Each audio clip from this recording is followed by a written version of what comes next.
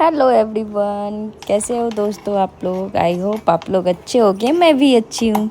आइए आज के ब्लॉग की शुरुआत करते हैं टेस्टी टेस्टी से नाश्ते के साथ। हाँ जी, ये सुबह के 5:30 का टाइम है और मैं बना रही हूँ वेजिटेबल्स चीले।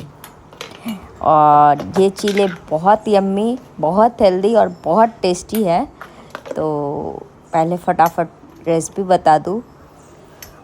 ऐसे देख के तो समझ में आ जाता है, लेकिन फिर भी बताने के बाद बात ही अलग होते हैं। तो मैं इसमें ले ली हूँ गाजर, खीरे, प्याज और टमाटर। हाँ, बीटरूट भी डाली थी, पर वो बेटे के लंच के लिए निकालने के बाद, क्योंकि बीटरूट से फिर रेड हो जाता है, इस वजह से। और इसमें डाली आटा और बेसन, सब डालकर अच्छे से घोल बना ली मिक्स करके। उसके बाद तवे पे डाली, तवा जब गर्म हो गया तो उस पर डाली बटर और ये बैटर फैला दी।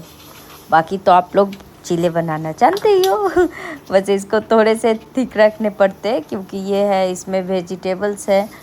तो मैं तो चॉप की थी, अगर ग्रेट करोगे तो थोड़े पतले से हो जाएंगे, तो चीले उतने भी आपको ये नहीं लगेंगे बनाने में। से खाने में ये सबसे ज़्यादा टेस्टी लगता है, क्योंकि सब्जी इसमें कुक वाला सब वो लगभग 95% सब्जी कुक हो जाते हैं, तो अच्छा लगता है, वो फ्लेवर अच्छा आता है, टेस्ट। बाकी तो अपने अपने टेस्ट पे डिपेंड करता है।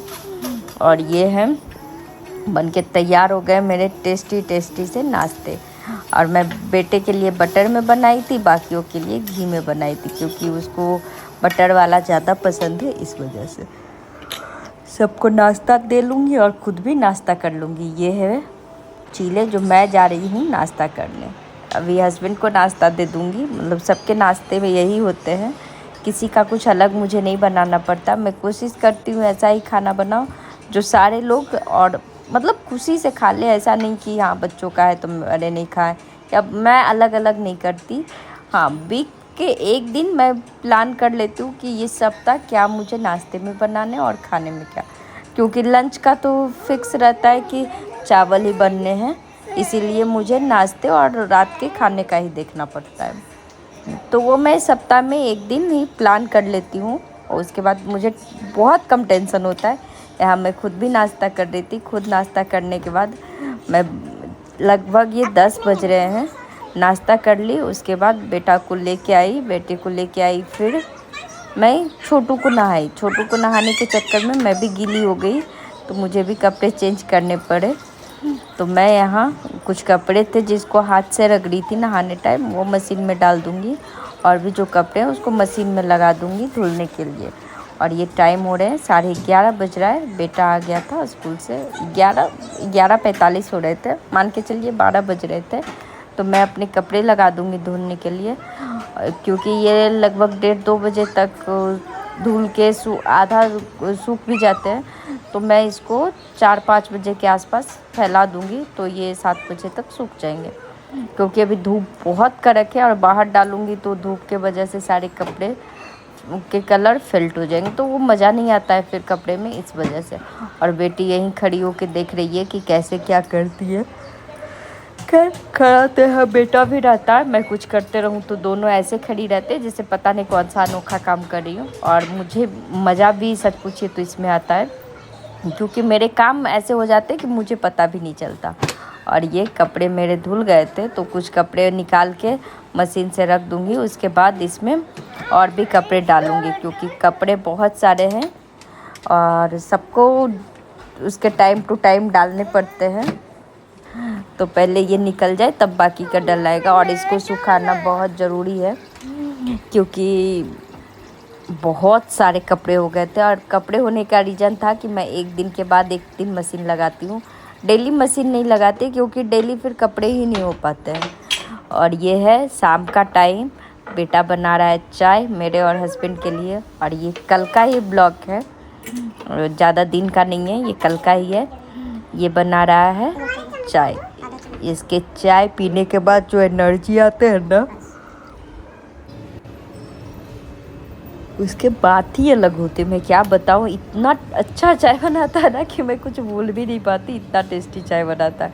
वो बना रहा था चाय और मैं डाल रही थी कपड़े। मैं जल्दी जल्दी से कपड़े डाल दूँगी, क्योंकि फिर वही है कि टाइम निकल जाएगा। और अभी 5 ही बज रहे हैं, बेटे को लेके पढ़ने बैठ जाऊंगी तो वहाँ भी टाइम चला जाएगा। और अगर उसके साथ नहीं बैठूँ तो मेरा यही एक टाइम तो है जब मैं सुकून के साथ अपने बेटे के साथ बिता सकती हूँ, जिसमें दोनों बच्चों को लेके मैं बैठती हूँ और मुझे भी पता चलता है कि वो स्कूल में क्या पढ़ के आया।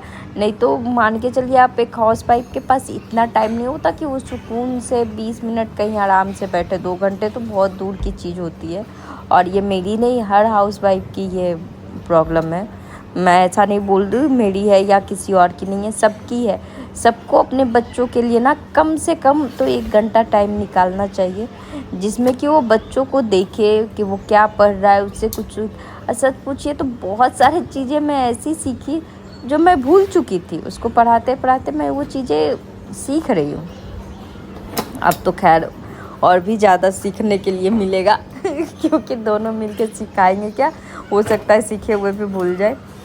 तो ऐसे ही लाइफ चलती है। और लाइफ कभी भी, जो लोग ये सोच के जिए कि बस हैप्पी ही रहे लाइफ में, तो ये चीज़ तो होने से रहा। कभी सुख और कभी दुख दोनों चीज़ आते हैं लाइफ में।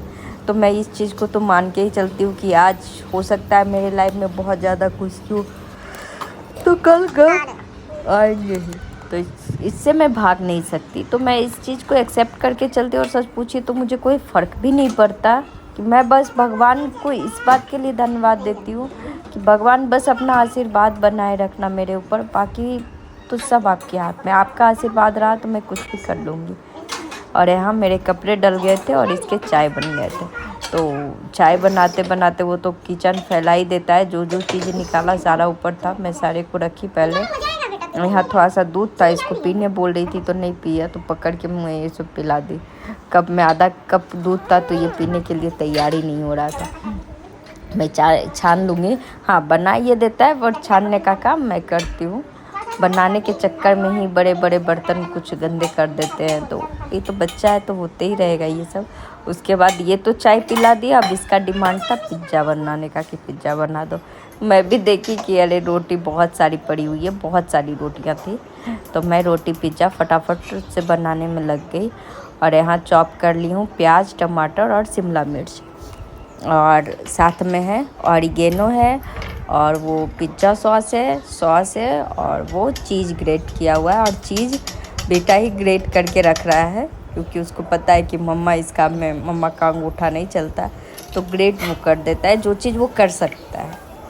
तो यहाँ मैं लगा लूँगी इसमें पिज़्ज़ा सॉस, दोनों को अच्छे से फैला लूँगी। उसके बाद इस पर टॉपिंग कर दूँगी प्याज, टमाटर और शिमला मिर्च का।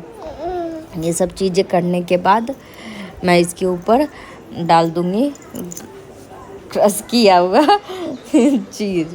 और अब मैं वॉइस ओवर कर रही हूँ और बेटी मेरे पेट में गुल्लू गुल्लू कर रही है। तो इसके बाद चीज़ डालने के बाद मैं इसके ऊपर से थोड़ी सी नमक, नमक, ऑरिगेनो और चिल्ली फ्लेक्स डाल के इसको तवे को हल्का गरम, मतलब ज़्यादा एकदम ओवर हीट नहीं, बस हल्के और एकदम स्लो फ्लेम पे मैं उसको गरम होने के लिए रख दी हूँ। वो गरम हो जाएगा तो मैं उस पर डाल दूँगी बटर, और बटर डालने के बाद मैं उसको रख दूँगी उस पर और ढक दूँगी। ढकने से क्या होगा, चीज़ जल्दी से मेल्ट होगा और जो सब्जियां हैं वो उसके कच्चेपन निकल जाएंगे, वो भी कुक हो जाएगा।